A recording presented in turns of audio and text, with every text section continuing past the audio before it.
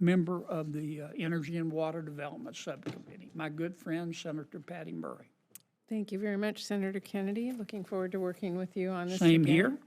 I am pleased to serve as the ranking member of this important subcommittee, and I do hope we can continue our track record of writing bipartisan spending bills that make the crucial investments in our communities that we need. You know, DOE's work is really far-reaching, is major implications for how much families spend on energy bills, on the reliability of our energy grid, whether we lead the world in clean energy, AI, quantum computing, and our national security and our nuclear waste cleanup program. In my home state of Washington, as you know, we see all of this firsthand at the Bonneville Power Administration, which provides power to families across our region, at the Pacific Northwest National Lab, which is pioneering cutting-edge research, and at Hanford, where we have the biggest nuclear cleanup site in the country and a moral and legal obligation that we can never shortchange.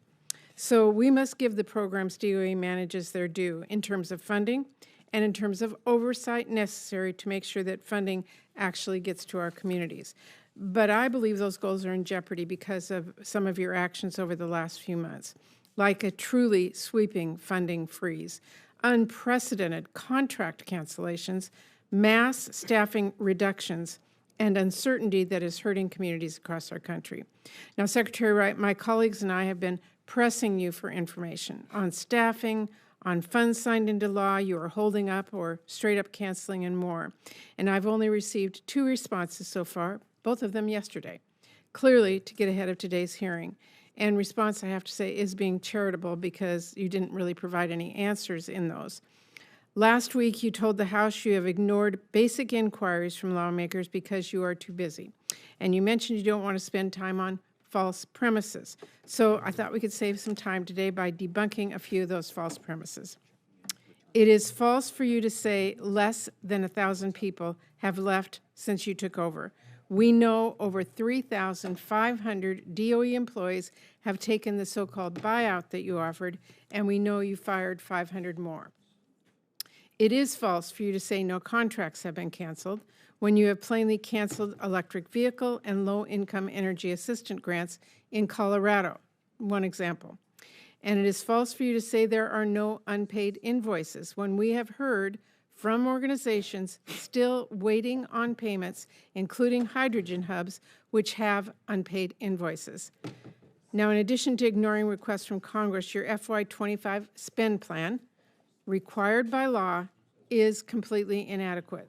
That is really critical, Mr. Secretary. It is a critical document for us to understand how you are spending or how you are blocking or canceling billions of dollars Congress, all of us, provided for critical projects across the country.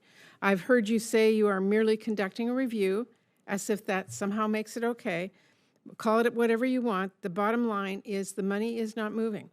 And as a former businessman, you know perfectly well that uncertainty alone has a massive cost. Jobs are being lost because of your actions. Private investment in critical energy projects is being canceled, delayed, threatened, to the tune of $71 billion so far this year. And as electric prices hit record highs, you are halting progress on investments that would lower people's bills. Meanwhile, you are letting thousands of critical staff go, encouraging folks to leave, with no regard for if they do their work well or if their work is important. I still don't know how you could do something as crazy as try to fire Bonneville Power Administration workers in the name of efficiency. Those are literally people who keep the lights on, and they're not even paid by taxpayer dollars. Now, I know that eventually you reverse those firings, but the fact that they happened at all was really, to me, a first in a parade of red flags. Now, we are here today to talk about another red flag. That is your budget that completely guts the non-defense half of your mission. Overall, you want to slash $20 billion from DOE's science and energy programs. Your budget proposes ripping 75% out of the energy efficiency and renewable energy program and shuttering important clean energy and manufacturing programs. I don't know who's telling you people want to pay higher electric bills. Your budget slashes $1.1 billion from the Office of Science, Who is telling you that we should cede ground to China in the race for innovation and lay off scientists at our national labs? Your budget cuts $15 billion from programs we created in the bipartisan infrastructure law, hydrogen hubs, battery storage, advanced manufacturing, supply chains, and other programs to lower our energy costs. Who told you we don't want those manufacturing jobs? Who told you we don't want to strengthen our energy production and reduce our dependence on foreign oil? Well, here's what I will tell you.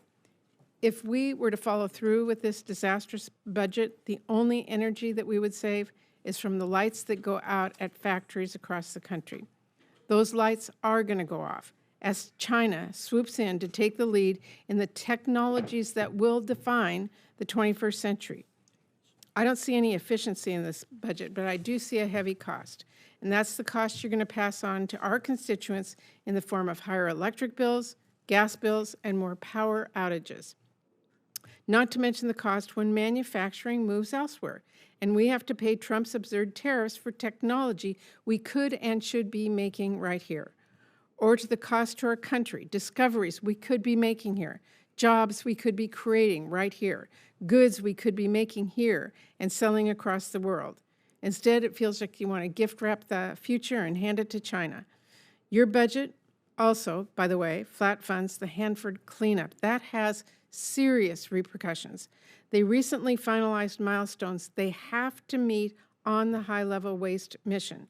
Flat funding means the only way to hit those targets is to pull funding from other priorities, which would have ripple effects for workers carrying out critical projects across the site and ultimately would delay remediation along the Columbia River. That is unacceptable. We cannot rob Peter to pay Paul. Mr. Secretary, I know you talk about energy abundance, but talk is cheap. Doing that work actually takes real investments. I think you know that. Investments you are now ripping to shreds. So I personally want to see less talk and more money getting out the door the way Congress wrote and intended.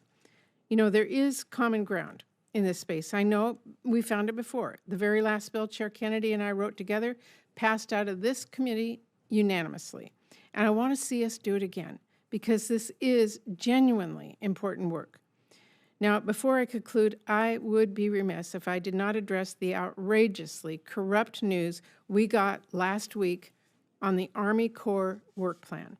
This administration is ripping away hundreds of millions of dollars from projects that were in the House bill and in the Senate Energy and Water FY25 bills, and funding other projects with that money that were not funded in any bill that we approved. This includes scrapping funds for the Howard Hanson Dam in Washington State. This is a vital project. It has to get done. I want you to know I'm going to keep working with you, Mr. Chairman, to get that done because this committee and the subcommittee have come a long way together to fund these vital projects to communities across our country. And I know no member appreciates any administration playing games with communities for political reasons, as is the case with that work plan that was released last week. It is brazen abuse, pure and simple, and I will keep digging into how that decision was made, demanding answers and speaking out about this and fighting for my state of Washington. Now, before I turn it over back to you, Chair Kennedy, I do want to end by recognizing Doug Clapp. He was my former clerk, a longtime staffer on this subcommittee, and a staffer in my personal office before that. Doug started on this committee in 2007, 2 decades ago, and has left his mark on our nation's laws time and again, championing oversight and good governance, advancing environmental cleanup work, including at the Hanford site, fighting for and securing the vital investments this subcommittee makes, as well as working in my personal office on the Wild Sky Wilderness Act and many other issues important to my constituents. He was someone who understood that when we work together, we can make powerful investments that show government can do good in people's lives. I am really grateful for his years of service. I want to wish him the best as he starts his next chapter. I'm also grateful he left behind not just a strong legacy, but a great team and a subcommittee so well prepared to continue this work, and I thank all of them. Senator Kennedy.